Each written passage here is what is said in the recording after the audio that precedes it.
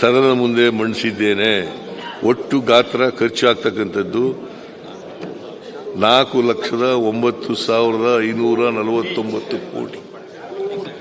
ಅಷ್ಟಕ್ಕೆ ಅಂಗೀಕಾರ ಕೊಡಬೇಕು ಅಂತೇಳಿ ಮಾನ್ಯ ಎಲ್ಲ ಸದಸ್ಯರಲ್ಲಿ ಮನವಿ ಮಾಡ್ತೇನೆ.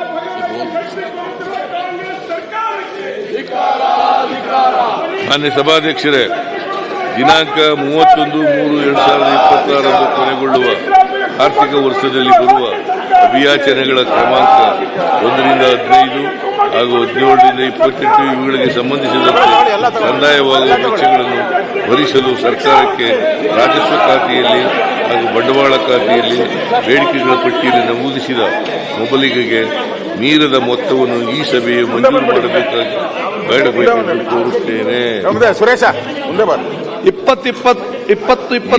ಸನ್ಮಾನ್ಯ ಅಧ್ಯಕ್ಷರೇ, 2025-26ನೇ ಸಾಲಿನ ವೆಚ್ಚಕ್ಕಾಗಿ ಅನುದಾನಗಳನ್ನು ಪಡೆಯಲು ಬೇಡಿಕೆಗಳ ಪ್ರಸ್ತಾವನೆ ಸಭೆ ಮತಕ್ಕೆ ಹಾಕುತ್ತೇನೆ.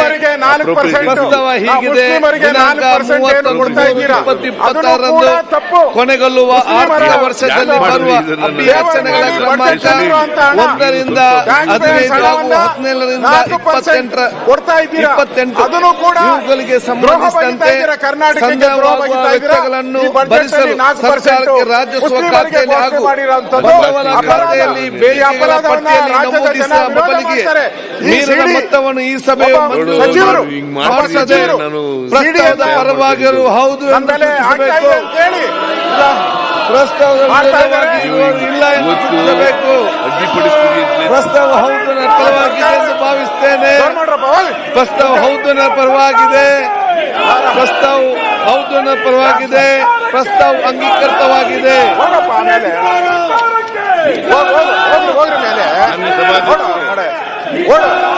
2024-25 ಮಾರ್ಚ್ 30ರಂದು ಕೊನೆಗೊಳ್ಳುವ ಆರ್ಥಿಕ ವರ್ಷದಲ್ಲಿ ಬರುವ ಪೂರಕ ಅಂದಾಜುಗಳ 3ನೇ ಹಾಗೂ ಅಂತಿಮ ಕಂತು ಅಭಿಯಾಚನೆಗಳ ಕ್ರಮಾಂಕ 1ರಿಂದ 5, 7, 14, 17, 25, 27 ಮತ್ತು 28ಕ್ಕೆ ಸಂಬಂಧಿಸಿದಂತೆ ಕಂದಾಯವಾಗುವ ವೆಚ್ಚಗಳನ್ನು ಭರಿಸಲು ಸರ್ಕಾರಕ್ಕೆ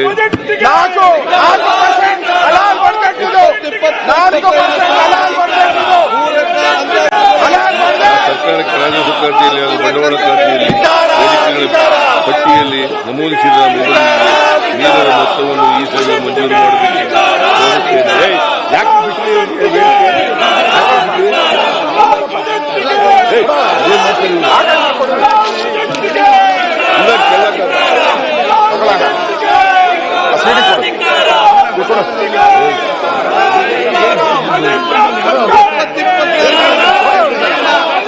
ಸೆಕ್ಯೂರಿಟಿ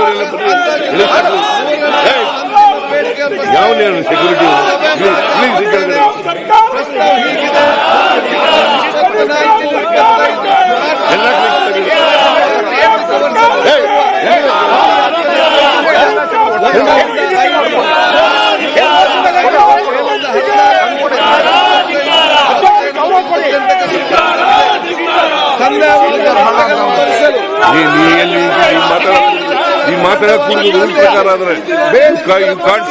ನಮೂದಿಸಿದ ಮೊಬಲಿಗೆ ಮೀರಿದ ಮಾಡುತ್ತದೆ. ಪ್ರಸ್ತಾವದ ಪರವಾಗಿರುವವರು ಹೌದು ಎಂದು ಸೂಚಿಸಬೇಕು. ಇಲ್ಲ ಎಂದು ಸೂಚಿಸಬೇಕು. ಹೌದು ಪರವಾಗಿದೆ ಎಂದು ಭಾವಿಸುತ್ತೇನೆ. ಪ್ರಸ್ತಾವ ಹೌದು ಪರವಾಗಿದೆ. ಪ್ರಸ್ತಾವ ಪರವಾಗಿದೆ. ಕೆಳಗಡೆ ಇಳಿಸಿರಿ. ಸರ್ಕಾರಕ್ಕೆ ಸರ್ಕಾರಕ್ಕೆ ಕುಮ್ಮಕ್ಕು ನೀಡುತ್ತಿರುವ ಸರ್ಕಾರ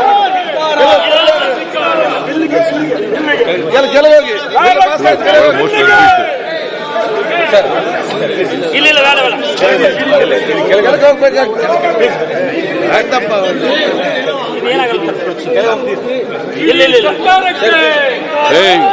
ಇಳಿಸಿ ಕೆಳಗಡೆ.